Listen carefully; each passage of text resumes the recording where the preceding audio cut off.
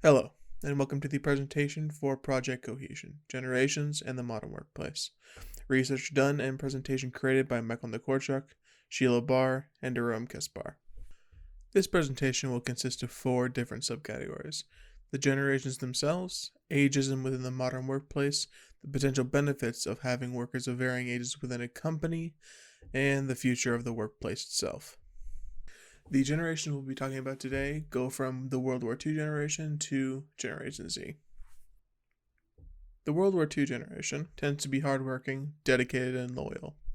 This is due to the fact that the generation went through 2 very serious events of history, one being the Great Depression and the other being World War II. The effects of the events can be seen in the desires of the generation as well, wanting stability, order, and authority. For the baby boomer generation, like their parents' generation, they tend to be hardworking and team-oriented, but they also tend to be very competitive and self-absorbed.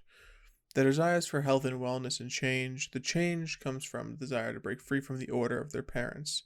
This can be seen in the event chosen, which is the music artist Elvis Presley growing in population, due to his talent and his anti-authority attitude at the time.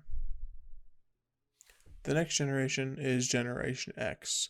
The characteristics of Generation X are self-reliance, individualism, pragmatism, and alienation.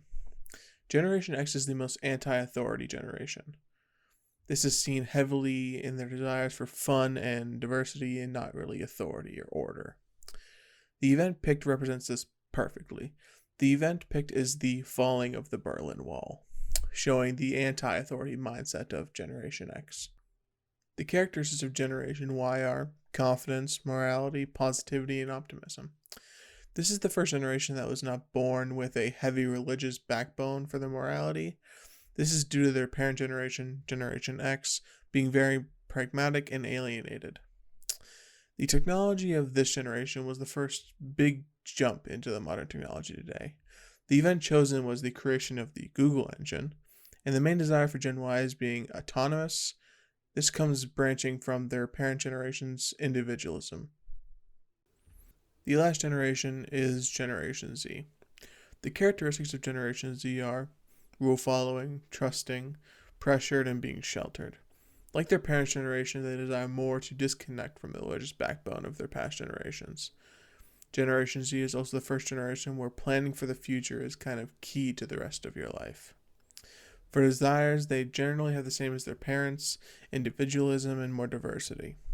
The event chosen is the normalization of apps and the rapid improvement of technology.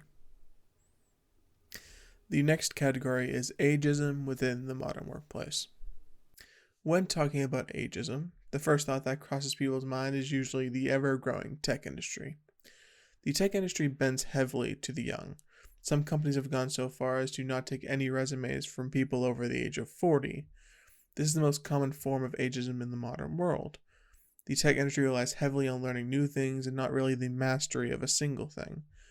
Due to this, older people are seen as unwanted because they think that older people are less efficient in adapting and learning new things. The other form of ageism can be seen in physical labor jobs, such as construction. The chart shown here is the median age of workers within the United States and the median age of different tech-based companies in 2017.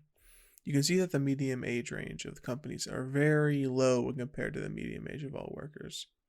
Next, we will be talking about some of the benefits of having a company with a diverse age group for employees. As we have learned earlier in this presentation, the different generations have very different viewpoints from each other.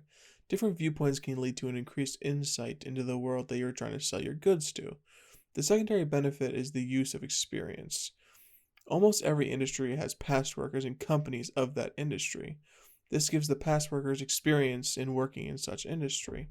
The older, more experienced workers can pass down the knowledge to the younger workers, creating an endless cycle of improvement for a company.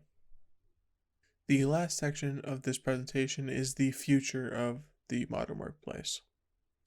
The 2 major ones that I picked out are the improvement in tech and the medicine, making workers able to work for longer periods of time for most of their lives, and the other factor is job security, in respect to manual labor jobs being rapidly taken up by machines.